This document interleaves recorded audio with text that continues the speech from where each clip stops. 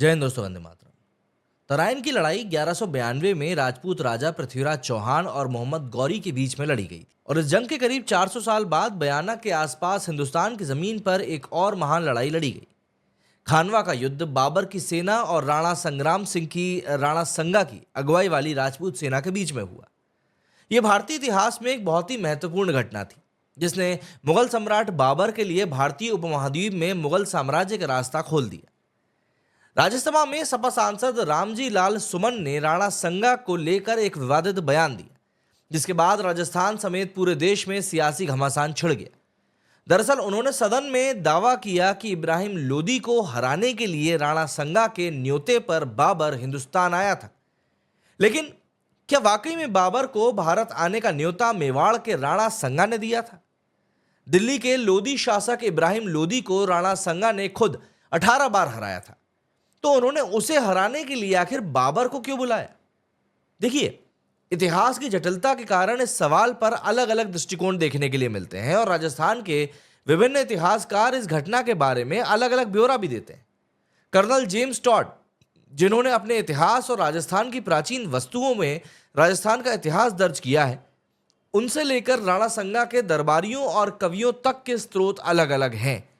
इतिहासकारों ने पहले मुगल सम्राट बाबर की ओर से लिखा गया बाबरनामा में उल्लेखों की व्याख्या करी, जिसमें उन्होंने राणा संगा के पत्र के बारे में बाबर द्वारा बाबरनामा में वर्णित समय की जांच करी।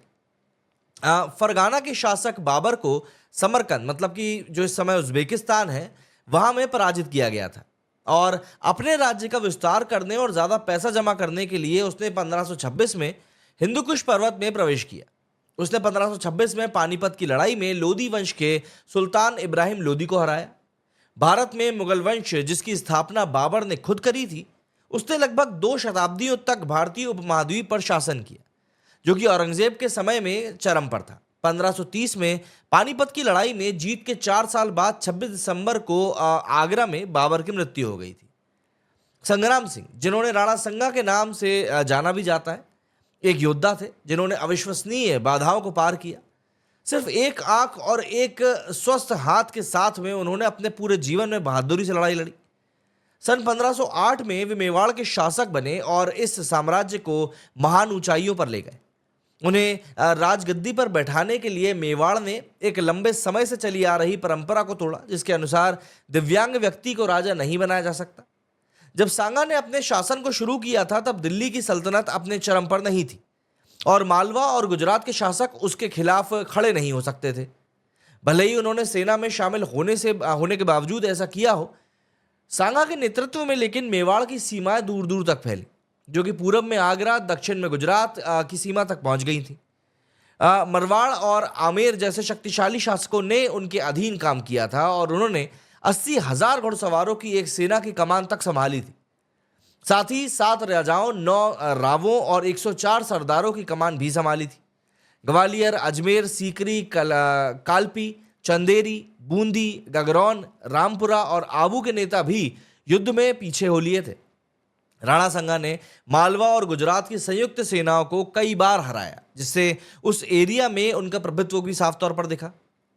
गगरौन, हटौली, धौलपुर और इधर जैसी लड़ाइयां उनकी विरासत का हिस्सा बन गई, क्योंकि उन्होंने अपनी भूमि की रक्षा और विस्तार के लिए लड़ाई लड़ी।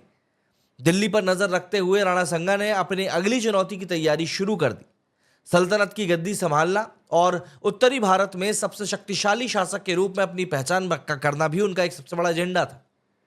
अब सवाल ये उठता है कि आखिर बाबर से किसने मदद मांगी थी? देखिए, मुगल साम्राज्य के संस्थापक बाबर ने पानीपत में अपनी प्रसिद्ध जीत से बहुत पहले ही भारत की ओर अपनी यात्रा शुरू कर दी थी।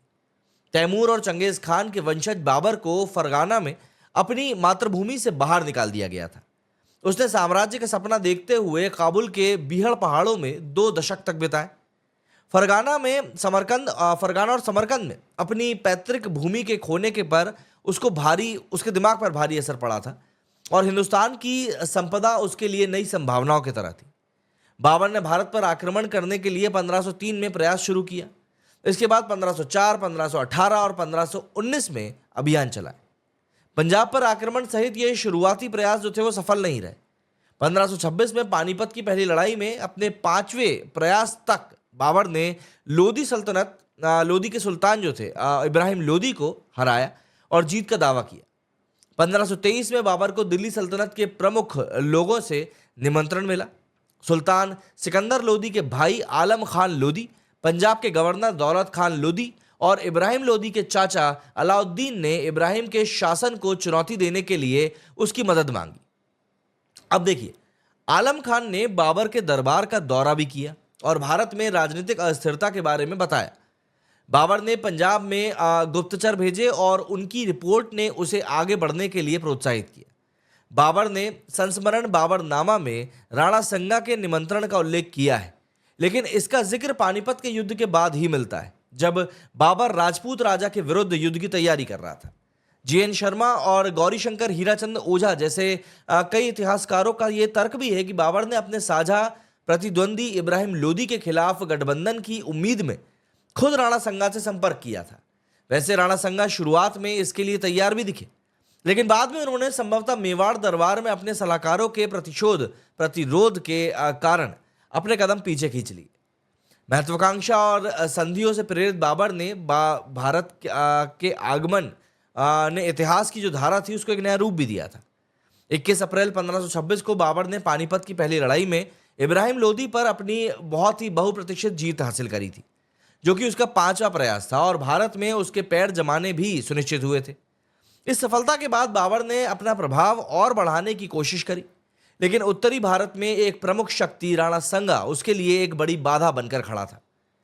इससे टकराव की स्थिति भी पैदा हो गई, जिसमें कि पहली बड़ी झड़प फरवरी 1527 में बयाना में हुई। अब्दुल अजीज के नेतृत्व में बाबर की सेना ने बयाना के किले पर कब्जा भी कर लिया, जो कि संगा के क्षेत्र का एक बहुत ही महत्वपूर्ण हिस्सा था। हालांकि राणा संगा ने जवाबी कार्रवाई की और मुगलों को हरा दिया, जो भारत में उनकी पहली हार भी थी। यह संघर्ष 16 मार्च 1527 को खानवा की लड़ाई में बदल गया, जो बाबर की तैमूर की सेना और राणा संगा के अधीन मेवाड़ साम्राज्य के बीच लड़ी गई थी। उत्तरी भारत में वर्चस्व स्थापित करने के लिए महत्वपूर्ण इस लड़ाई को मध्यकालीन भारतीय इतिहास में एक बहुत ही महत्वपूर्ण मोड़ भी माना जाता है। अब देखिए, इतिहासकार सतीश चंद्रा ने अपनी किताब मध्यकालीन भारत सल्तनत से लेकर मुगलों तक में लिखा है कि ये युद्ध जो था ये उत्तर भारत में बारूद के व्यापक इस्तेमाल वाली सबसे पहली लड़ाइयों में से एक भी था। हालांकि तैमूरियों ने जीत हासिल करी, लेकिन इस युद्ध में दोनों पक्षों को भारी नुकसान हुआ और इस एरिया में नियंत्रण के लिए संघर्ष काफी जोरदार हो गया। बाबर का भारत पर आक्रमण महत्वाकांक्षा और रणनीतिक गठबंधनों से प्रेरित एक सुनियोजित कदम था। शुरुआती असफलताओं ने उसके संकल्प को और ज्यादा मजबूत किया, जिसके परिणाम स्वरूप 1526 में पानीपत में उसकी निर्णायक जीत हुई। दिल्ली की अस्थिरता की रिपोर्ट और आलम खान और दौलत खान की अपील ने उसके अभियान को और आकार दिया। बाबर की विजय ने भारत के इतिहास को एक बार फिर से परिभाषित कर दिया और 1527 में भरतपुर के खानवा में युद्ध शुरू हुआ। पहली मुठभेड़ राजपूतों के हाथ लगी, लेकिन अचानक एक तीर कमान राणा संगा की आंख में लगा। वो युद्धभूमि से दूर गए और राजपूत युद्ध हार गए। इसके बाद भारत में मुगल साम्राज्य स्थापित हो गया। बाबर ने युद्ध का बदला लेने के लिए युद्ध विरोधी सरदारों ने सांगा को जहर देकर मार दिया। महाराणा सांगा की 30 जनवरी 1528 ईस्वी में 46 साल की उम्र में मृत्यु हुई थी।